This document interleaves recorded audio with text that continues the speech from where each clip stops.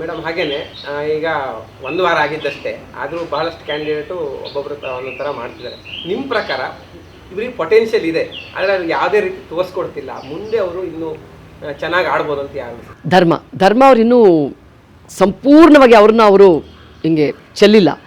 ಅವರು ಬಿಟ್ಟರೆ ಅವರಿಗೆ ತುಂಬ ಪೊಟೆನ್ಷಿಯಲ್ ಇದೆ. ಯಾಕಂತಂದರೆ ಅವರು ಸೆನ್ಸಿಟಿವ್ ಕೂಡ, ಸೆನ್ಸಿಬಲ್ ಕೂಡ, ಹೆಣ್ಮಕ್ಳಿಗೆ ತುಂಬ ಗೌರವ ಕೊಡ್ತಾರೆ, ಟ್ಯಾಲೆಂಟೆಡ್ ಇದ್ದಾರೆ. ಆಮೇಲೆ ಟಾಸ್ಕ್ ಅಂತ ಬಂದಾಗ ತುಂಬ ಫಿಟ್ ಇದ್ದಾರೆ, ಚೆನ್ನಾಗಿ ಆಟ ಆಡ್ತಾರೆ. ಬೇರೆಯವ್ರ ಒಂಥರ ಸಪ್ಪಗಿದ್ದಾಗ ಅದಕ್ಕೆ ಮರ್ಕ ಪಡ್ತಾರೆ. ಎಲ್ಲ ಕ್ವಾಲಿಟಿನೂ ಒಂದು ಓವರಾಲ್ ಪ್ಯಾಕೇಜ್ ಅಂತ ನಾನು ನೋಡಿರೋದು ಧರ್ಮ ಅವರಲ್ಲಿ. ಮೇಡಮ್ ಹಾಗೇನೆ ಒಂದು ವಾರದಲ್ಲಿ ಅವರು ಅವ್ರ ಪೊಟೆನ್ಷಿಯಲ್ ತೋರಿಸ್ಕೊಡ್ತಿದ್ದಾರೆ ಅಂತ ಅವ್ರಿಗೆ ಅನಿಸ್ತಿದೆ, ಆದರೆ ಇದನ್ನು ಕಂಟಿನ್ಯೂ ಮಾಡೋದು ಕಷ್ಟ, ಬರ್ನೌಟ್ ಆಗ್ಬೋದು ಅಂತ ನಿಮಗೆ ಹೇಳೋದು?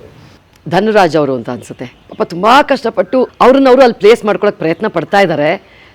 ಪಾಪ ಎಲ್ಲೋ ಕಷ್ಟಪಡ್ತಾ ಇದ್ದಾರೆ ಅನಿಸುತ್ತೆ. ಅವರೂ ಅಷ್ಟೇ, ಮಾನಸ ಅವರು ಅಷ್ಟೇ. ಇವರಿಬ್ಬರೂ ಬರ್ನ್ಔಟ್ ಆಗ್ಬೋದು ಅನಿಸ್ತದೆ. ಹೋಗ್ತಾ ಹೋಗ್ತಾ ನನಗೆ ಯಾಕೋ ಜಗದೀಶ್ ಅವರು ಕೂಡ ಸ್ವಲ್ಪ ಬರ್ನ್ಔಟ್ ಆಗ್ತಾರೆ.